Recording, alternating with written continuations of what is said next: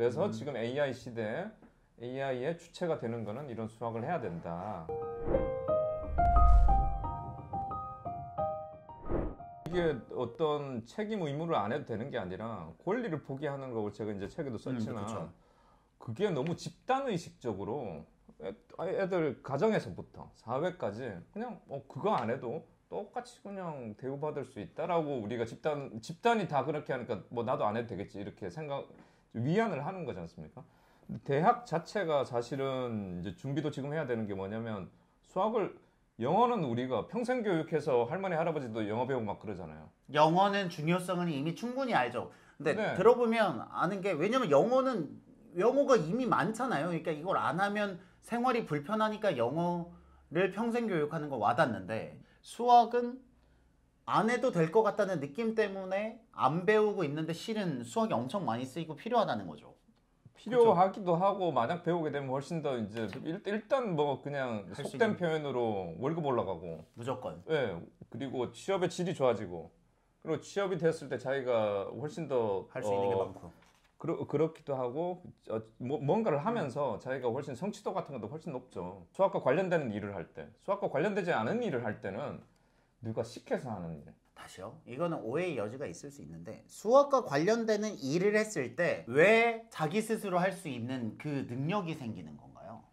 그게 아니고, 일의 종류들을 보면 그렇죠. 수학과 관련되는 일들은 자기 의사나 이런 것들이 많이 들어가서 무언가를 만들어내는 이런 뭐 창의적인 걸 수도 있는 거고, 창조적인 것도 있을 수 있는 모델링이 될 거고, 수도 있고, 그게 등등등. 그렇죠. 네네. 코딩이 될 수도 있고. 반면에 수학과 관련 없는 일들은 그냥 시켜서 해.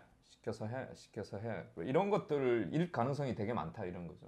이게 무언가를 창조해서 모델링을 하거나, 요즘 코딩 개발자들의 몸값이 굉장히 비싸거든요. 네. 그런 것처럼 무언가를 0에서 만들 수 있는 그 능력이 되는 게 요즘은 코딩으로 대표되어 있는데, 코딩을 포함한 그런 실용적인 기술의 백그라운드에는 수학이 있기 때문에, 수학을 잘하게 되면 그런 것들을 잘할 수 있는 여지들이 있다는 거죠. 예를 들면 코딩으로 하면, 교수님께서 5개를 말씀하셨는데, 함수, 미분, 행렬, 벡터, 확률 이렇게인데, 예를 들면 이런 것들을 잘하게 되면 코딩을 할 때 큰 도움이 되고, 그러한 능력들이 그 사람들의 몸값을 실제로 올려주는데 유의미한 기여를 한다 라는 걸로 저는 이해를 했거든요. 조금 이제 더해서 말씀드릴게요. 이제 네. 코딩과 수학인데요. 코딩이 수학을 포함하지는 않습니다. 왜냐하면 그쵸, 코딩 그쵸. 자체가 이제 함수도 있고 다분히 이제 수학적인 뭐 사고나 이런 게 들어 있기는 하죠. 근데 수학 자체가 그냥 완전히 알알이 박혀 있는 건 아니죠. 그쵸. 코딩은 우리 사회에 지금 이제 옛날에 우리 타이피스트 있었지 않습니까? 그런 것처럼 타이피스트가 뭐 옛날엔 직업이었고, 지금은 전 국민의 타이피스트화죠.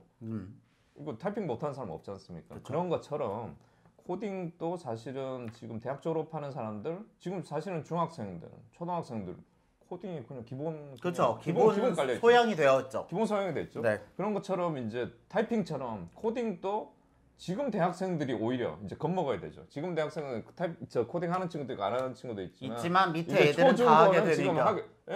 그래서 전 국민의 코더화가 되는 이제 상황이고, 이제 그거 플러스 코딩 자체가 이제 유니크하거나 이제 완전히 남들보다 남이 가지고 있지 않은 그런 역량을 가졌다고 말하기에는 이제 시대가 또 한 단계 넘어 이제 5차 산업혁명을 향해서 나아가고 있잖아요. 지금은 필요한 게 이제 그거 플러스 알파로 해야 되는 게 수학이라는 거죠. 이게 저는 이 말씀을 되게 동의를 하는 게, 수학이 중요한 이유가 뭐냐면, 같은 코딩이잖아요. 여러분들에게 이해할 수 있는 언어로 말하면, 똑같은 코딩을 짜더라도 코드를 얼마나 가볍고 효율적으로 짜느냐에 따라서 그 개발자들의 실력이 차이가 많이 납니다. 이게 무슨 말이냐면, 우리로 따지면 똑같은 정석 수업을 하더라도 대학교 1학년이 하는 수업과 제가 하는 수업이 똑같으면 안 되잖아요. 똑같으면 제가 이제 값을 못 하는 거니까. 그런 것처럼 그 같은 결과물이어도 그게 얼마나 가볍고 빠르고 정확한가에 따라서 그 실력이 판가름 나는데, 그 실력을 판가름 나게 하는 알고리즘을 짜는 그 논리는 많은 경우에 수학적인 지식에서 기반을 하거든요. 그러니까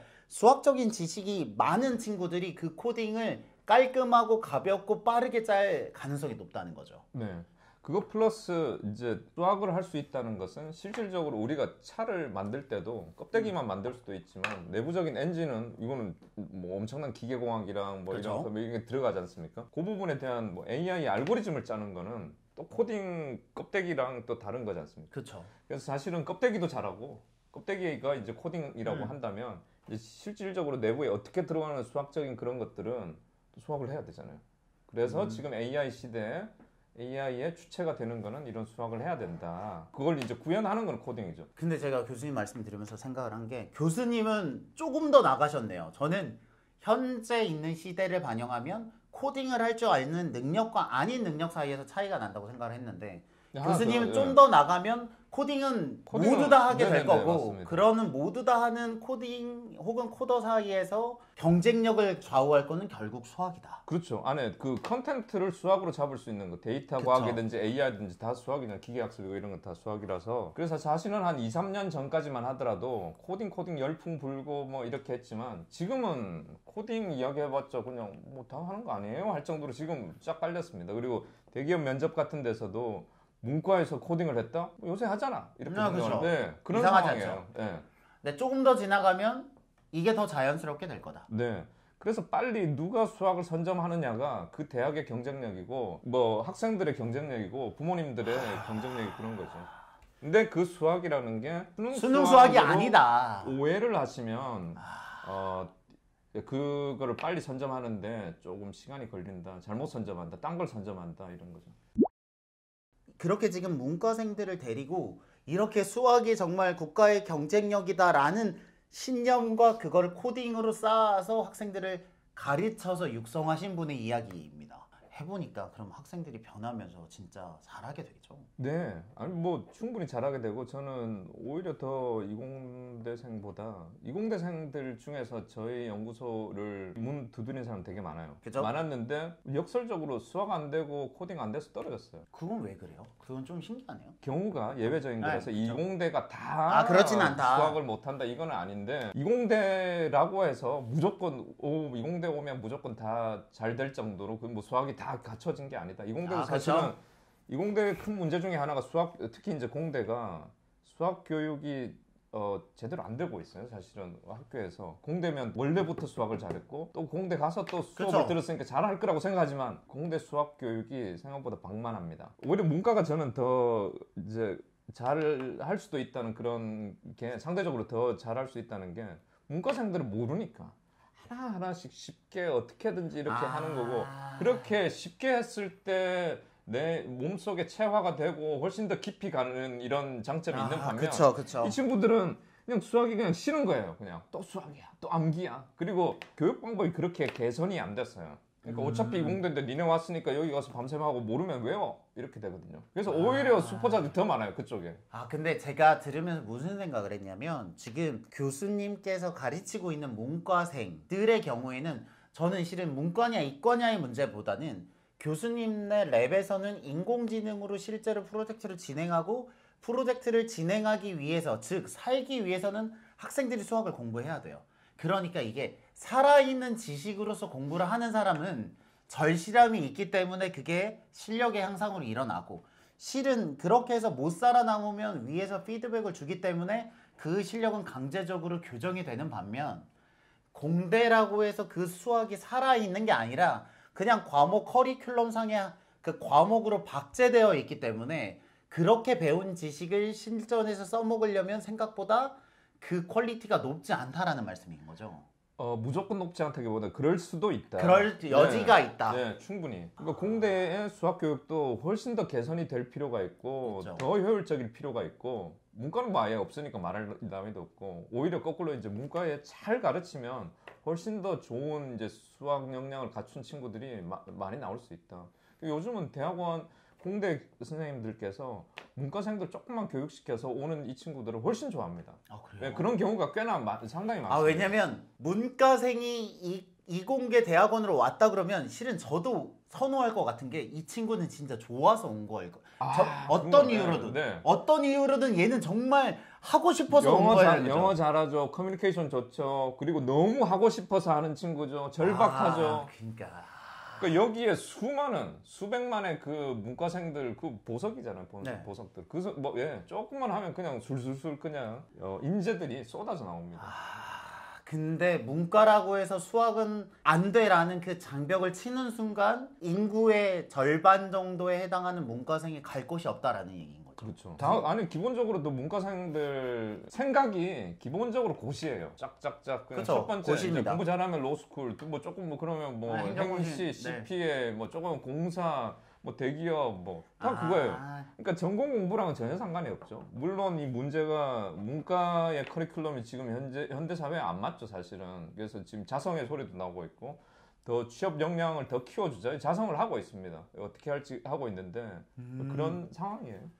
그래서 아까 전에 그런 말씀 드리니까 아까 전에 주체적이다 아니다가 여러분들이 오해할 수 있는 게 제가 이해를 한 게 문과로 가서 예를 들면 뭐 영어학과를 가면 실제로 취업하는 건 영어를 살릴 수도 있지만 아닌 경우가 많기 때문에 그러면 자기의 의사와는 조금 상관없이 CPA를 한다거나 이렇게 진로가 바뀔 수도 있는데 수학이나 이런 이공계적인 역량을 좀 갖고 있으면 내가 원하는 직장에 들어가서 내가 원하는 일을 할 가능성이 높다는 거죠. 네. 그것도 그렇고 내용적으로도 보십시오. 재밌다. 내용적으로도 우리 로스쿨을 가잖아요. 네. 로스쿨에 들어가서 로이어가 되면 무슨 일을 하는지 많이 날 아시지 않습니까? 그렇죠. 내가 막 하고 싶어서 그런 일일까요? 아닌 가능성이 높죠. 네. 잘 될 것 같고 사회적으로 안정되니까 선택하는 경우도 많습니다. 아닌 경우도 있지만 제 주변에서는 사회적 지위나 경제적인 지위 때문에 변호사를 선택하는 경우도 있습니다. 네, 일을 하면서도 정말 재밌다, 하고 싶다 이런 것들의 그런 느낌들. 그리고 내 거다, 이건 내 거다라는 느낌보다는 그쵸. 남의 것을 해주는 거 서비스죠.